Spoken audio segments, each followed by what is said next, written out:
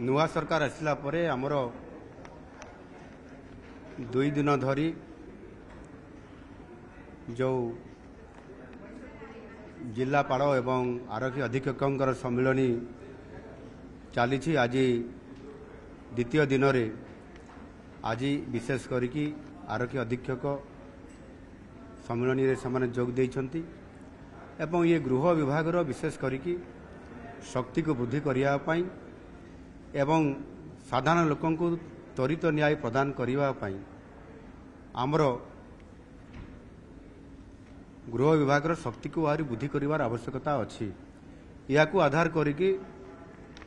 आम सरकार मध्य बजेट रे अधिक व्यवस्था करूछंती एवं मु मध्य लोक माने किभଳି भाबरे न्याय पाई परिबे एवं लोक माने शांति रे निज अंचल रे माने शांति रे बास करि परिबे ये प्रकार कथा को विचार को नहीं आम सरकार अनेक गुड़ाए पदक्षेप नेबा पे जाउछंती। सेतिरे जहा आपंकर महाप्रभु जगन्नाथंकर जो रथयात्रा होउची ताकू अधिक सुसज्जित एवं श्रृंखलार सहित समापन करिया पाई एक स्वतंत्र बाटालियन करा जाउची जो 1043 रु अधिक एथिरे विभिन्न सुरक्षा बल सहित कर्मचारी नियुक्ति हेबे एवं होमगार्ड जहाँकि पुनर्नियुक्ति पाई निष्पत्ति आम सरकार नहीं ताकू त्वरित कार्यकारी करने विशेष करके पाखापाखि 2998 जन पुनर्नियुक्ति होमगार्ड क्षेत्र में करा जो थाना मानकरे वेहिकल नहीं 2 व्हीलर हो बा 4 व्हीलर हो एवं जो आयो माने विभिन्न प्रकार जिते फील्ड विजिट करुँच इनक्वारी करुँचे मोटरसाइकेल बा 4 व्हीलर नहीं ताकू अधिक शक्ति देवाई एवं ये इनक्वारी को गति बढ़ाई से बर्तमान सबु थाना मानकरे ओडिशार 9000 मोटरसाइकेल प्रदान करने संपूर्ण भाव में निष्पत्ति हो सारी एवं प्रति थाना रे मध्य इमरजेंसी आपत्कालीन काम करने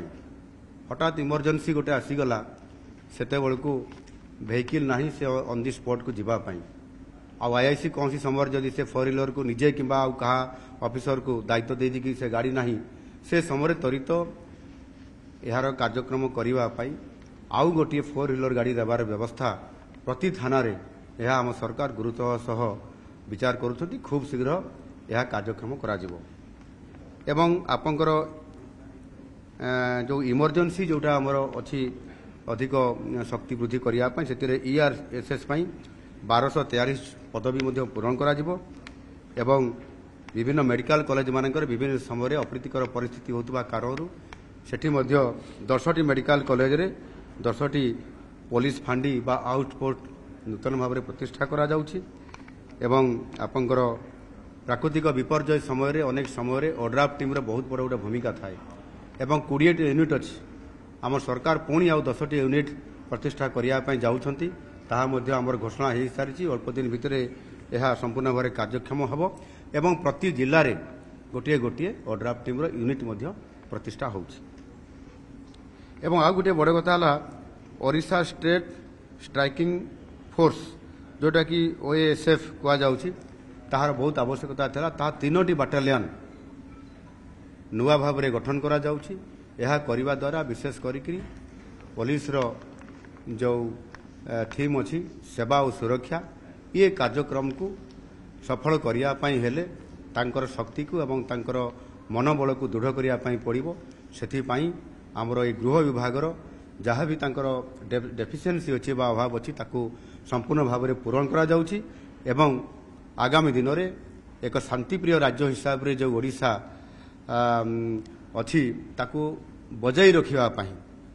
रखिया संपूर्ण भाव में आम पुलिस विभाग ओडिशा पुलिस सक्षम अच्छी आगामी दिन में आहरी अधिक शक्तिशाली है भारत वर्ष में जो भाव में यह स्वतंत्र भाव में प्रथम धाड़ी में रहिबो से प्रकार आमे ताकू शक्ति जोगाई आज ये सम्मेलन में ये कथा मु समस्त जिलापाल मानकर उपस्थिति रे आरक्षी अधीक्षक मानक एवं राज्यर उभय विभाग वरिष्ठ अधिकारी मानकर उपस्थिति रे तांको मु परामर्श देइछि ଏବଂ ନିଶ୍ଚିତ ଭାବରେ ଆଗାମୀ ଦିନରେ ଆମ ଓଡ଼ିଶା ପୋଲିସ ଭାରତ ବର୍ଷରେ 1 ନମ୍ବର ପୋଲିସର ମର୍ଯ୍ୟାଦା ପାଇବ ସେ କାର୍ଯ୍ୟକ୍ରମ ହାତକୁ ନେଉଛି।